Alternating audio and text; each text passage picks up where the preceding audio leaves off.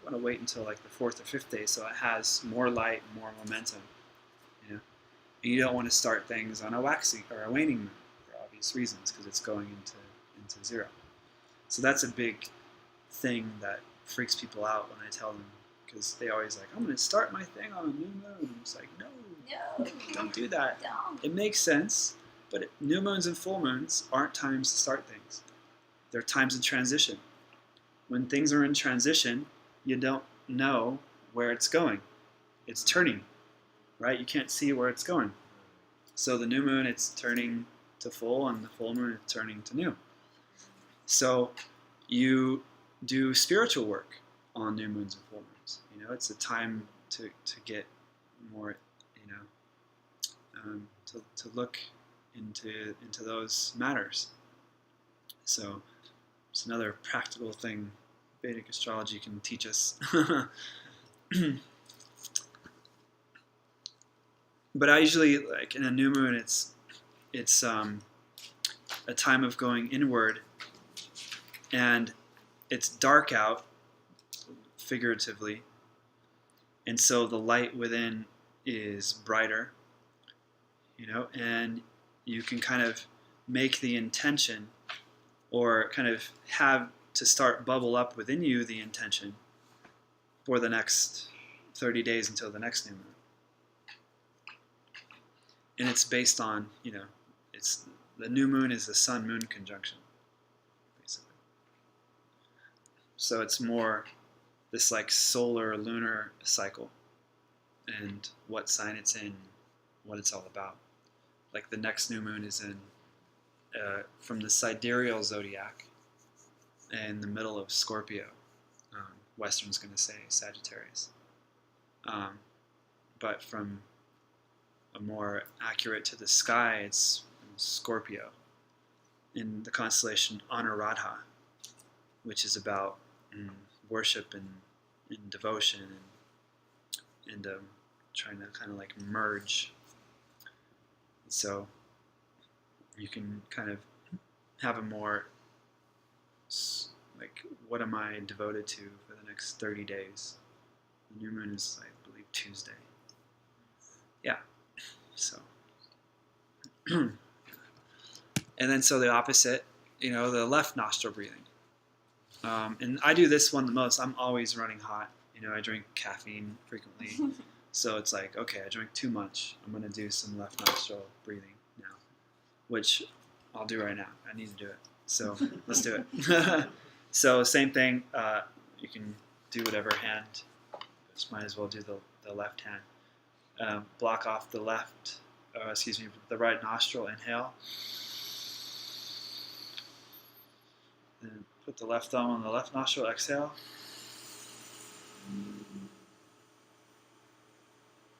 Inhale.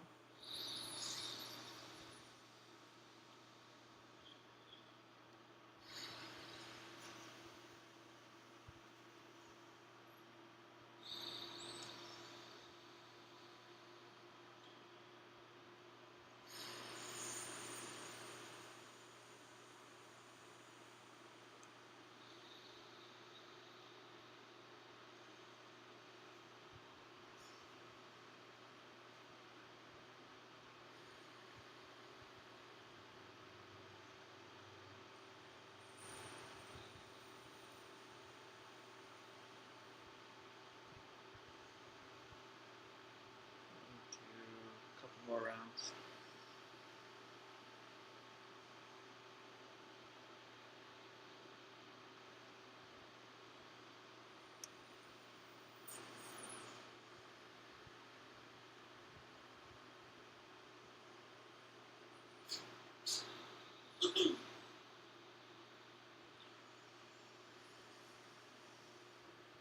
And after you're done, inhale with both nostrils. And exhale.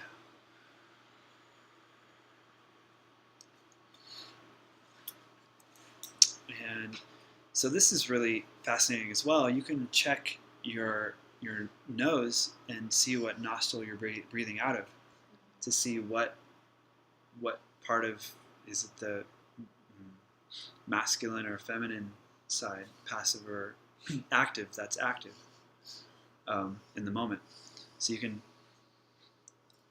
Like You which can- one is clear? yeah. Seems to be. Well, which one you're breathing out of the most? Yeah. So right now, my right nostril. So. That's your left. Yeah. And there's a technique called swara used in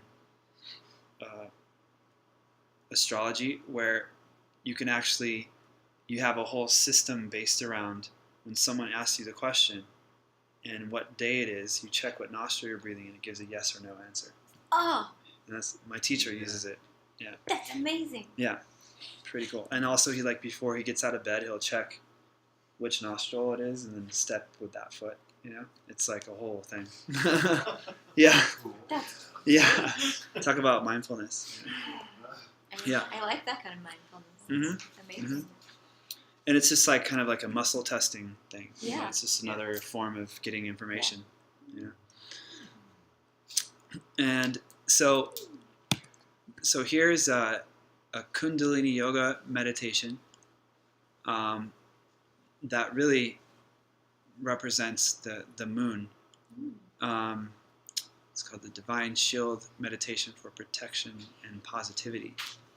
And you'll see the posture that the person's in. You cup your ear and you just continually chant Ma for like 11 minutes, or you want to switch sides. So maybe like 5.5, then switch sides and do the other side. Wow. Yeah. And it basically, kind of balances your mind to feel really like the mother. Like typically, like what was your mom kind of intense and critical, I can see that from your moon being in the 6th house of Scorpio, right? And so by chanting this, you can be like, like I'm relying on the divine mother rather than the imprint of my mother, and you can get that happiness back, and feel calm and relaxed again, so I might recommend this meditation to you, Yeah. Yeah, you cup your right ear. Yeah. And you just go, Ma. Yeah. Yeah. Uh-huh. Yeah. And it's cool that if you guys do want to do each of these meditations, or we could. Yeah, my active mind is going, so I'm like, I want to just keep telling you information and not meditate. But maybe I don't know, I feel like moving on. Yeah. And okay. But these are really, you'll have this PDF I'll send you guys so you can practice it on your own. And this is all from the teachings of Yogi Bhajan, the Kundalini Yoga stuff. And yeah, really fun to do. Okay, and you see all the things that it does at the bottom. Helps to become positive, fearless, and happy, where nothing will stop you as you pursue your goals. This is all what Yogi Bhajan said. Eliminates feelings of loneliness and separation from your soul. Allows you to sense the tide of the universe, and you can become spontaneous and vital as you move in the rhythm with greater reality. So that's just like totally what you should do, right? From just looking at that one part of your chart, it just completely strengthens it gives that stability, And this is what the amazing experience I had with working with Tej and Gurmukh is that I got to just study all these meditations for remedy for people, and then it's just like obvious to me when I see an affliction in the chart. I'm like, oh, that one works there, I've just like fit it all in, all the meditations all over the zodiac, Yeah. Pretty cool. That's amazing. And when you prescribe Mhm. this, do you always prescribe it to begin with for 40 days? Yeah. I'm in a community, where they're just pleasure seeking and not super disciplined. So I don't try to get on their case too much. But, 40 days in a row, then you'll feel an actual change happen, One time I gave somebody who was looking for their divine partner, and I gave her the Kirtan Kriya and, prescribed it for 40 days. But she just put all of her prayer and intention into it and did it once, and she met her husband the next day. It's like one of those magical stories, right? Yeah. That's amazing. Yeah. So 40 days is the best, but if you put all of your soul into it, one time could be good enough. Who knows? But typically for most humans in situations, we need repetition. So, if he was going to start doing this, when would be the best time to start doing it? Right away, really. I didn't know if there was a specific. I mean, you could initiate it to have more success, but also it's just start. There's a funny thing with this Vedic mystic was sick, and he needed to take this medicine, but it had to be done at a certain time of the moon and everything. And basically, long story short, he died before the right time could happen. So man. just do it. Life is more auspicious. Yeah. Wow. Yeah, and also my teacher was testing us. When's a good time to get constellations get married? This one and that one. Time to start a business. This one and that one. Time to go out and get bread. This one and that one. No, just go out and get bread. Damn it! Forget about it. Just go do it. Yeah. So the pearl. Luckily, a pearl is super inexpensive. So Yeah. getting a pearl mala. Oh yeah. My moon needs help, so I got pearls and chanted pearl Om Hrim Chandraya Namaha on my pearl mala, and that's great, and wear it, easy. Same thing, gives happiness, fulfills your needs, helps heal things with mom, friends, and all your social relationships. Calms the mind, mental diseases, depression, colds, coughs, lungs, and breast. And that's the medical stuff, again, is very specific. So I wouldn't want to recommend a stone without... Stones are really tricky, or pearl's not a stone, but We have to share something. Okay, yeah. So Zoya does aroma touch. I do the essential oils, and so I would use the myrrh oil to go with that because it's the mother oil. Nice. Yeah, and you can make a whole planetary blend for each of the planets. And yeah, and actually, I already have them all written down from what I've understood, but I don't have any experience with it. It's just what somebody else said. That's why I don't share it, because it's I like to teach from experience. No, right. I can see just by what it says. Yeah, there, totally. that it would I mean, each of you. I'll look it up at the break, and I'll share it with you. And be like, yep.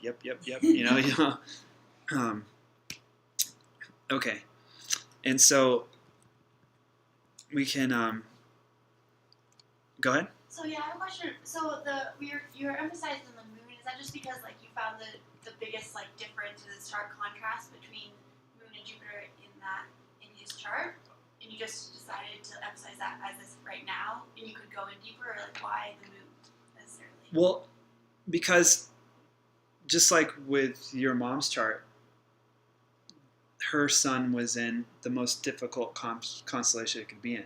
Okay. And his moon is in the most difficult constellation it can be in. Okay. And it's also in a difficult house, in the 6th house. And hers had also multiple afflictions to it as well. So I saw, moon debilitated in a Dustana, which is a difficult house. Probably needs help with the moon, And I didn't look at the rest of this, because sometimes it could be something else that would be maybe even better, But just at an initial rudimentary glance, it was, It's like first date on the highway. Yeah. Patch up the wounds and then go deeper into the other, the most obvious bleeding. So how do we come across a chart and figure this out? Is it just by knowing that the moon What makes it debilitating again? Scorpio. Scorpio. Yeah. So yeah, you would have to. So you can go to the Starma Uh-huh. site, and also my teacher's book, and it's pretty much just. That's the thing. All the fundamentals of astrology takes a long time just to learn that because it's really complicated. You have to know 12 signs, 12 houses, all the planets. Good luck, and if you're not really committed to learning it, then it's, you can't really make an accurate kind of Yeah. diagnosis, yeah. But you could start, and just have an experience, and just work with it, and really it's just doing anything to help yourself, A+, whatever, like, but I would say with the stones I would be a little bit more weary about putting those on, because you could be like, oh, like Saturn is a great planet for my chart, and then you put it on and you get nothing but suffering and misery, Oh, So- jeez. So Saturn's really pretty rare to get recommended, just because it's still Saturn no matter how good it is on your chart. Yeah. So you're just picking out the most obvious, like, Yeah, difficulty with I mean, the just at a glance, yeah, right at a now. glance. And so, yeah, we can get deeper into your chart, but let me just go over this first, and then we'll go back to it. So, like I said, this is where it gets complicated, where actually how astrology works. You have the planet, the aspect of the self, and then the constellation, which is like the psychology or the mentality. And by the way, that's what's so cool about the lunar constellations, is there's a god or goddess that has all these myths of their personality and all the stuff they did. And that comes through the person's life in the chart. Those gods and goddesses, this one was like really jealous and did all these things, and sure enough, this person's really jealous and wants to like defeat the enemy, really cool stuff. And so that's where you get the real living and breathing psychology of a person through these ancient archetypal gods and goddesses. Really cool. Yeah. And then you have the houses. So the word for sun sign is Rashi, which means heaps of stars. Which is like these 30 degrees, this heap is Scorpio. And then nakshatra is even more considered, like I said, like the fixed stars. Or also another translation is that which doesn't decay. It's nakshatra. And then the houses, the word for it's bhava. And you probably heard this as like it's like a mood. You ever heard like the bhav? You hear it sometimes in like devotional chanting, like, oh, the bhav of that kirtan artist. Like they just had this mood that they invoked. And the bhava is like a state of existence. And so I kind of fast forwarded. This is how we're looking at the houses, and they're fixed. Houses stay the same. East, first house, always there. 10th house, always straight above you. And the constellations and the planets revolve around those, from our perspective. And so I like the northern chart the best because it shows that. Whereas, like the Western wheel or even the southern chart shows like, oh, there's a planet, over here and out there, and it always kind of like moves around.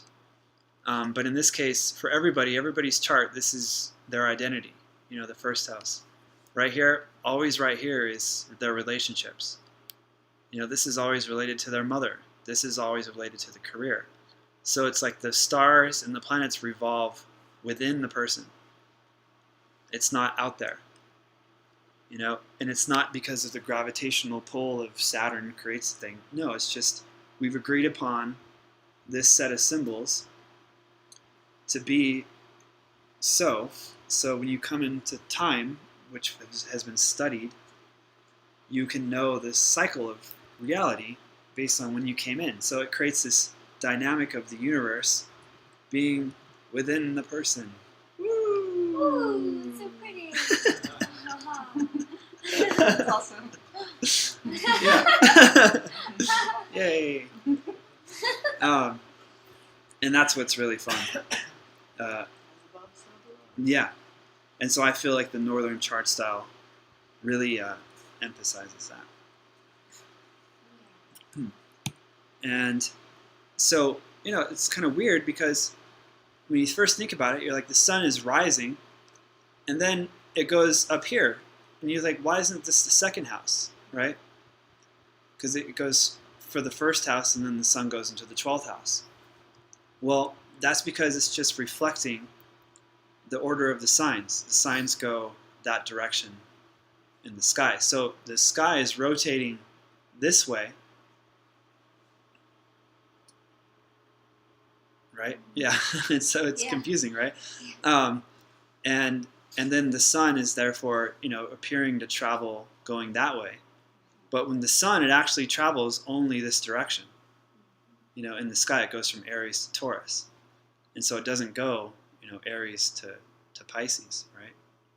So that's why it's the way it is. Why the second house goes underneath when you think it would go 12th house underneath. And so in this sense, the houses, like, when you talk about the houses, that's the thing, and people are like, what the heck is that? People know what planets are, people know the constellations, but then they're like, that's a bit of information that people don't know, the layperson. So if you know the signs, then you can correlate it directly to the house. So you know about Aries, right? Like, goes head first into things, is all about the self, right? That's the first house. Yeah, right. Yeah. The second house, Taurus, it's about food, security, money. So that's what the second house is about. Third house, or third sign, Gemini, communication, kind of like how we socially interact with people, like courage, self-expression. Third house, same thing.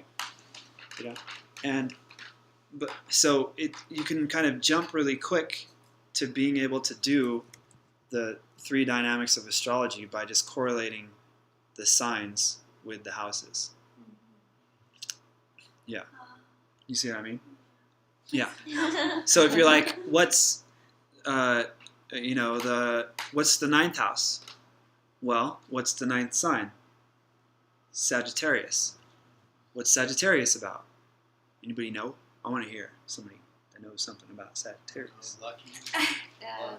Traveling. Yeah, it's the house of luck, Change. providence, change.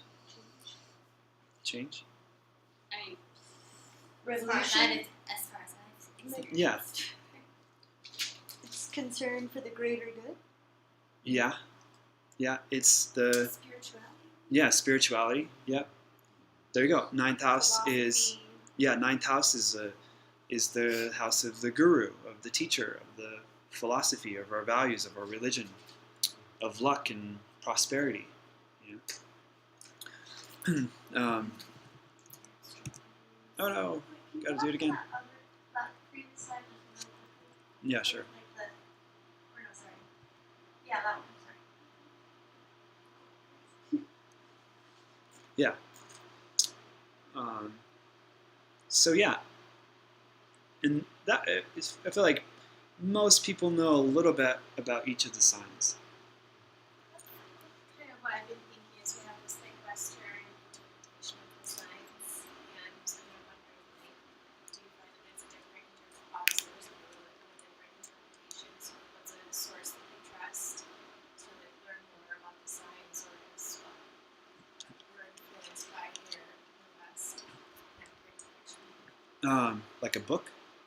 Sure. Yeah, I mean, again and again. Like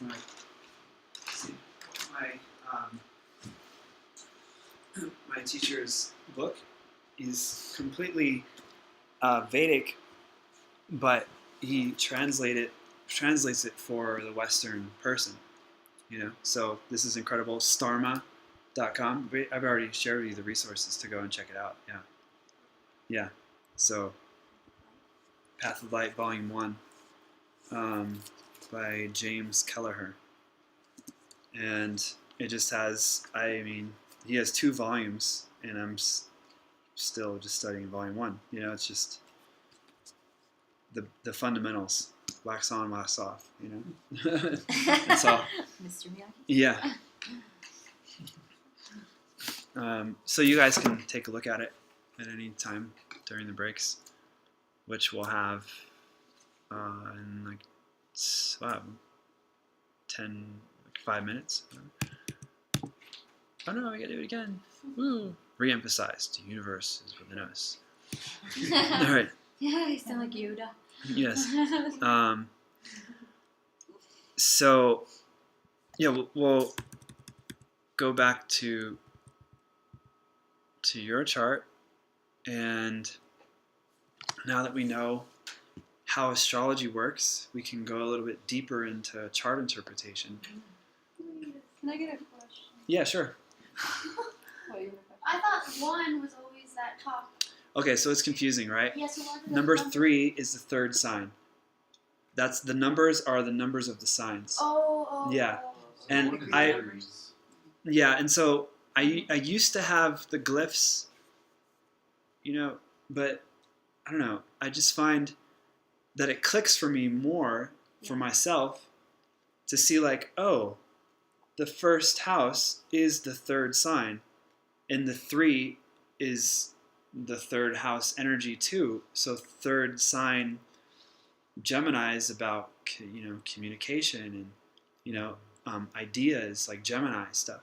But that's why I recently changed it, because sometimes most of the time people don't know the glyphs, and I find that I don't know them fast enough. Then this way I can just like see it really quickly, like the mathematical brain I have, And yeah, I do miss the symbols of the planets, and so this program you have to do either all kind of binary or all symbols. You can't do sign numbers and planet symbols. Anyways, so Gemini rising with Can you point to where Yes, you yeah, sorry. Okay, so here's 3rd house. Or excuse me, sorry. Whoa, 3rd sign. First house. The AS refers to the exact degree of the rising. So 28 degrees. Gemini is the lunar constellation Punarvasu. And right there, like kind of the beginning degrees of Gemini. And Punarvasu literally means like to make good again, or to make light again. And so it's a little bit more of a positive side of Gemini, in that the one before that, where your sun is the middle of Gemini, Ardra. And so this is where the kind of the quintessential Gemini being twins, and being like indecisive, therefore, and Ardra actually has to do with Shiva. Actually, it's ruled over by Shiva, and it's kind of like this unconventional, doesn't fit into the norm of society, And I would say that even more because you have Rahu really close as well, and Rahu is the outcast, the unconventional one, So it kind of doubly makes it, you're not going to fit in to the normal society, which is why you're here with us freaks. We're all kind of freaky here. Sorry, Jace. Yeah. And the Ardra, it has the tendency to like have many different things that it does, and it really is unsatisfying for the conventional people, because you're like, what do you do? We're like, well, I do this and that and this, you know, and they're like, no, you can't do that. I'm like, well, that's what I do, you know. So it's and then so you have Mars there as well, really close to the Rahu, and so now what Rahu will do to a planet is make it kind of more like a obsessive, you know, and give it more kind of impulsive energy, you know. So with Mars, that's like our physical energy, it's our ambition, you know. So it gives this like kind of impulsive, like and rash behavior sometimes, and a lot of times people can get like addicted to physical exercise, you know, Rahu addiction, Mars physical, you know, and it's like how they channel the energy. And so we see here, you know, this really kind of complicated self-identity, you know. In the first house, you have 3 planets there, right? With Rahu kind of in between the Sun and Mars, the 2 masculine aspects of the person. You know, in Gemini, which is also can be really kind of fickle and like get bored really easily and be, you know, indecisive and wants it to be exciting all the time, you know. And so, yeah, so it creates this, you know, maybe you feel like you're kind of like intense around people, you know, and like maybe need to, yeah, like take some time, right? Which is what they were saying. It's kind of like, yeah. And so Gemini is ruled by Mercury, and we have Mercury there in the 12th house, which is like wanting to be in seclusion, you know, wanting to be hidden, you know, and but it's very spiritual. The 12th house, the 12th sign, Pisces, it's enlightenment, spirituality, you know. So you have this like direct like spiritual warrior, yet kind of often these like higher dimensional realms, you know, or needing seclusion, you know, and so now you have this Saturn in the 7th sign, which is Libra, and that's where Saturn gets exalted. And it shows like you have this ability to commit to things. You know, the retrograde, when it's underlined in this, that means that it's retrograde. So you have Jupiter retrograde, and retrograde planets. Rahu and Ketu, by the way, they go backwards in the sky. They go retrograde all the time.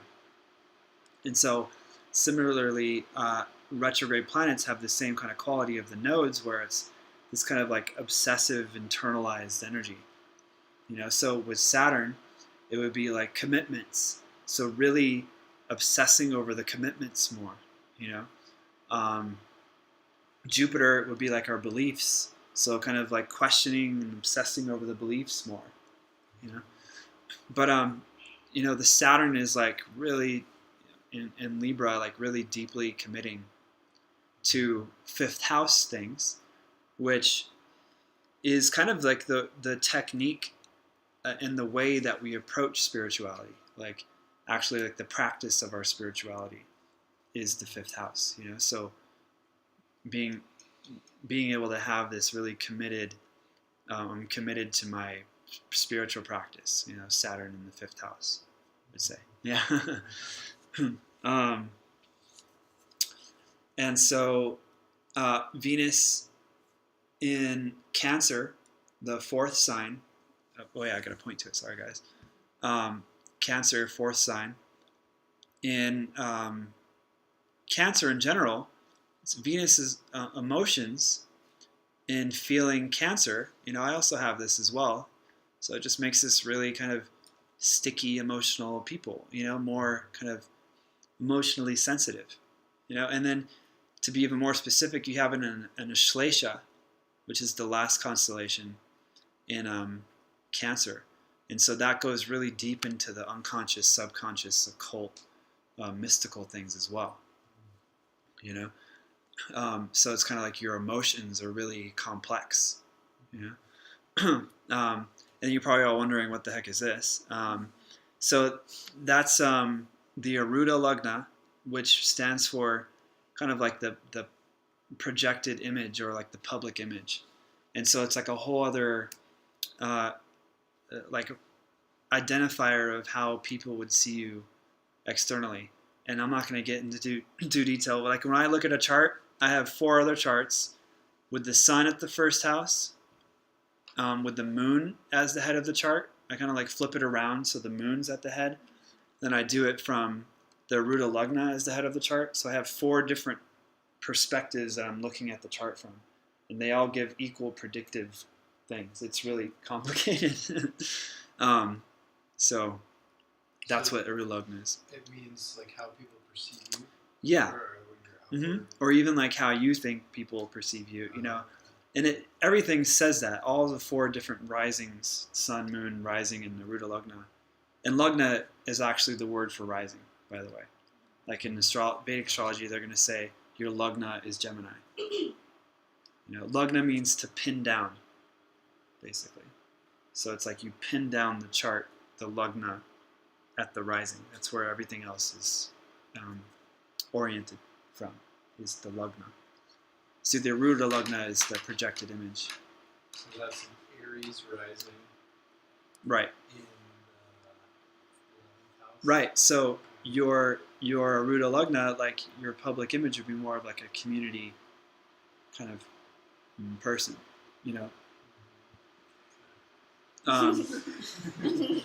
Is that not true? No, probably. Yeah. Oh. Yeah. But then it's like the rising sign has more say, to like like you look at someone's psychological profile, and are they really gonna do that, And K2 shows in this in the 7th house shows K2 typically it's the body without the head, so it's what we withdraw from, right? So maybe withdraw from personal relationships more, and so, yeah, we look at all these different aspects before we say, oh, yeah, your public image is this community guy. You know what I mean? It's like you have to look at the basic, sanchita karma, or the basic nature of the person.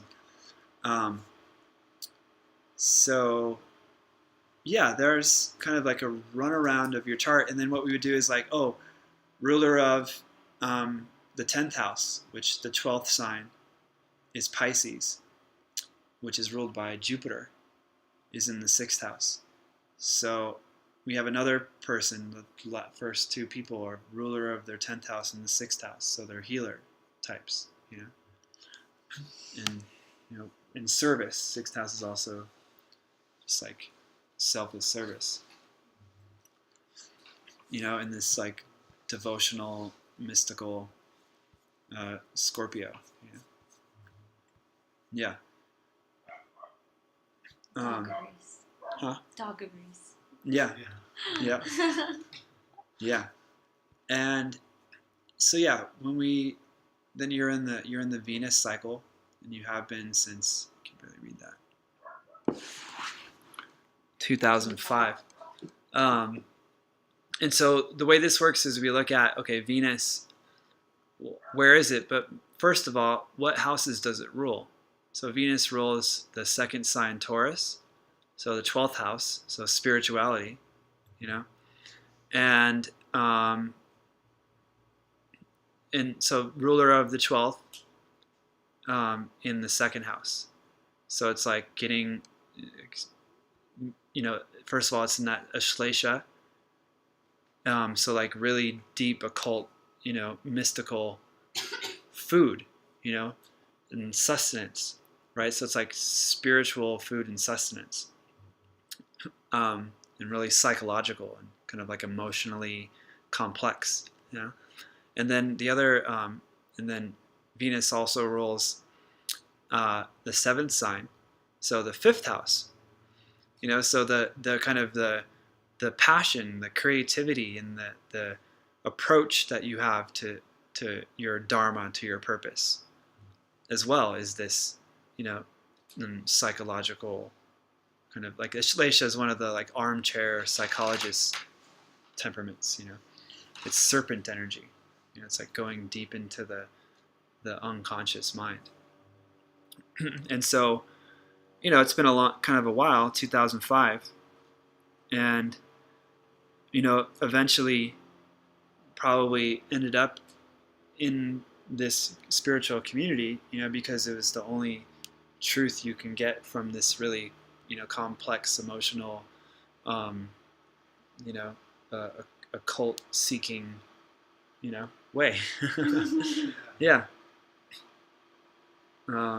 So that's kind of how it works. We look at the areas of life that it rules, and then also, you know, the house that it's in will tell about it. So it's still about focused on money and food, but how is it oriented? Well, like spiritually, you know. Yeah. Spiritual sustenance. That's right. Spiritual food. Yeah. Do you have any questions? I mean, we're going to do a whole Yeah. reading, so we'll get really deep into all that. But as far as anybody else in the class, we're going to take a break right now. So, but anybody have any final questions about this? On the right, when it's when like there's Venus and then there's there's a different one. Yeah. Is that how does that correlate to the chart exactly? It's just that Venus is like kind of So, like I said, yeah, ruling more. yep. Yeah, Venus is the main karma, so all that I described. Yeah. And then secondarily, Jupiter karma was triggered on October 9th, 2015 and goes all the way till June 9th, 2018. So then we look at Jupiter and see what Jupiter rules. And then, because 20 years, you know, that's a long time to, you know, to have any kind of like variance, like this is happening for 20 years, you know. And so what I do is look at the subcycles to see, okay, what's the next shift, you know. And so the shift tends to be really pronounced as like Jupiter becomes triggered, and it starts to be, oh, his career in healing arts, you know, and his relationships in healing with healers, you know, was triggered during that time. So when did all this spiritual stuff start for you? Sort of when I moved here. When was that? Yeah, about 3 years ago. 3 years ago. So yeah, so 2000 in the Venus Rahu period. And so, you know, Rahu, the way Rahu behaves, because it doesn't rule any houses typically, it's by that word dispositor, like the sign that it's in. It's in Gemini. So to tell how Rahu will behave in this, we see where Mercury is. So, you know, 12th house, you know, spirituality, you know. And so that's what the Venus Rahu would trigger. And also, just in general, Venus Rahu cycles are like, people are just like, I really want to have this thing in my life, you know. Like, it's usually the thing that gets people to like quit their job, you know, because they're just like, I'm tired of it. I just want to Venus, happiness, Rahu, like obsess, you know, or just be addicted to. So it's like, I just want to have my Venus right now, you know. Yeah. So. Nailed it. And it was oriented towards spirituality and, you know, spiritual community because of Rahu being in Mercury's sign and where Mercury was. Yep. Cool. All right.